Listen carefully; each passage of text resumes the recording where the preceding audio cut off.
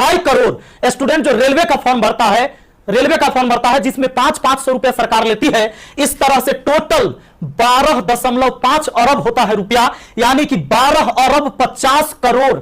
बात समझ में आ रहा है? हमें समझ में आ रहा है, क्योंकि मैथ का मैं टीचर हूं तो मुझे समझ में आता है। हमारा गांव में 5 रुपए ब्याज चलता है मोदी जी, 5 रुपए सैकड़ा महीना का ब्याज चलता है। 3 रुपए मान लेते हैं कि मोटा रकम है तो 3 रुपए। अब 3 रुपए से हमने निकाला 3% से महीना का, क्योंकि महीना में ब्याज चलता है गांव में, तो इस तरह से 12 महीना में 12 36% हुआ, 2 साल में 72% हुआ, और ये 12.5 अरब का जो ब्याज हुआ वो 9 अरब हुआ। 2 साल आप लटका दिए रेलवे वाला फॉर्म भरवा के लड़का सबको 500 रुपया लेके। अब आप कहिएगा कि एग्जाम के बाद तो हम पैसा लौटा देते हैं, लेकिन बात यहां यह है कि पैसा तो आप लौटा दीजिएगा, 100 रुपया रख लीजिएगा, 400 लौटा दीजिएगा, लेकिन 2 साल में आपने बिजनेस कर लिया है 9 अरब का।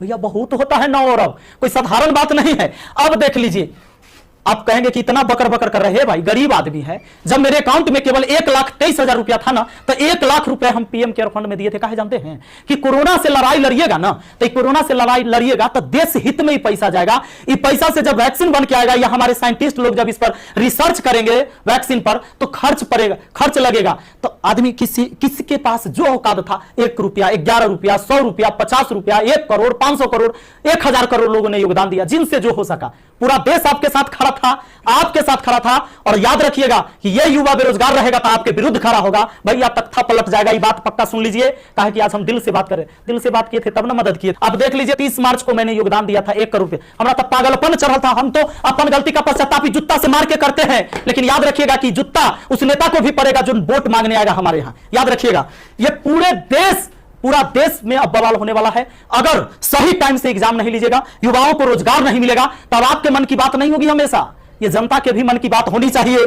यहां पर आपको पता चले तो जिन लोगों को बुरा लगता होगा सर्च कर लीजिएगा, प्रधानमंत्री राहत कोष में 1 लाख रुपए का योगदान दिया। मैथ मस्ती लिखिएगा, ये लाइन लिखिएगा, मैथ मस्ती लिखिएगा, जरूर आ जाएगा, आपको पता चल जाएगा। हमारा घर भी करकट का है, और फिर भी अकाउंट में 1,23,000 था, 1 लाख रुपया डोनेट किए थे ताकि हमारे देश में खुशहाली आए और इस कोरोना वायरस से हमारा देश लड़े। ए भाई, वो बच्चा के पैसा दिया हुआ है, जो हम पढ़ाते हैं ना, वो वीडियो है ना, वो भी होता है, उसे पैसा आता है, वो पैसा हम आपको दिए थे। पाप लगेगा ना, तो तनी ध्यान दीजिए। यहां पर ये देखिए, कहते हैं कथी कि स्थानीय खिलौने बनाकर आत्मनिर्भर भारत बनाइए। खिलौना तो हम बनल है, जैसे मन होता है आप खेल रहे हैं, जो आप कह रहे हैं लोग वही कर रहा है। अब हम कौन खिलौना बने? खिलौना तो जनता बन चुका है आप लोगों का। यह हमारे मोदी जी थे, ये हमारे नीतीश बाबू हैं। इनका चाल सुनिएगा, इनका चाल क्या है। अभी जब चुनाव आने वाला है तो बिहार पुलिस के बहाली निकाल देंगे, बिहार पुलिस के बहाली निकाल देंगे तो भारी संख्या में एग्जाम को करवा लेंगे, रिजल्ट नहीं देंगे। अब एग्जाम दे के लड़का फसल है कि अगर नीतीश जी नहीं आते हैं तो फिर आगे रिजल्ट नहीं आएगा, कोई ना कोई बवाल। चूंकि बिहार में कोई एग्जाम जो है ये ना है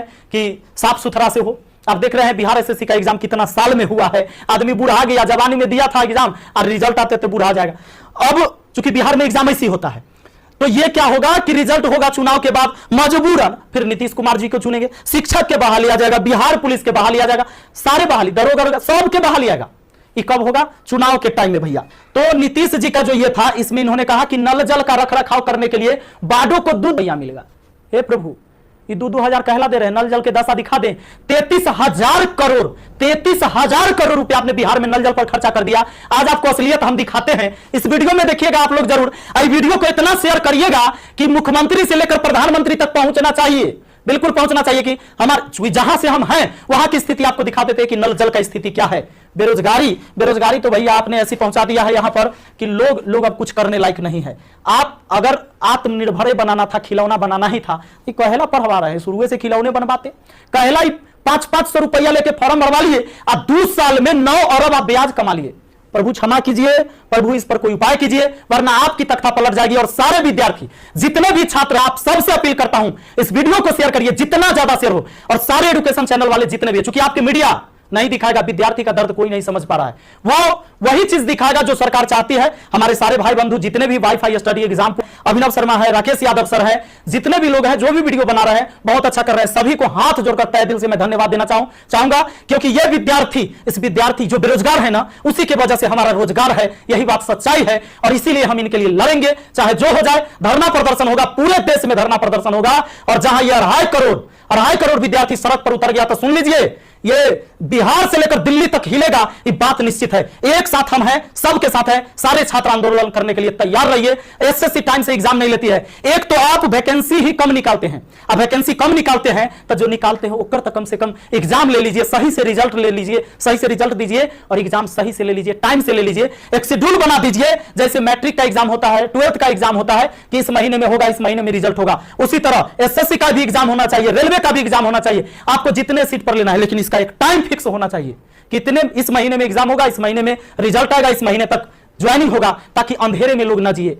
हे प्रभु, ये पाप लगेगा अगर इस युवाओं के साथ गरीब के बच्चा ना जनरल कंपटीशन की तैयारी करता है, आर्मी की तैयारी करता है, गरीब के बच्चा जाता है। कम से कम एकरा साथ इतना अन्याय ना कीजिए। ये पाप का घड़ा भर चुका है। मैंने अपने सर पर जूता मारा है। अगर वोट मांगने मेरे एरिया में आइएगा, हम जूता मारेंगे आप लोग को, ये बात पक्का कह देते हैं। आई वीडियो शेयर होना चाहिए। आप सबको इस बात के लिए मैं कहना चाहूंगा कि आप शेयर करिए, इस वीडियो को पहुंचाइए, जहां तक हो सके इसको पहुंचना चाहिए। और हर व्यक्ति आपसे हाथ जोड़कर विनती है कि हल्ला बोल, ये नारा लगाइए और सब लोग पहुंचाइए, सब लोग वीडियो बनाइए, जितने भी एजुकेशन से जुड़े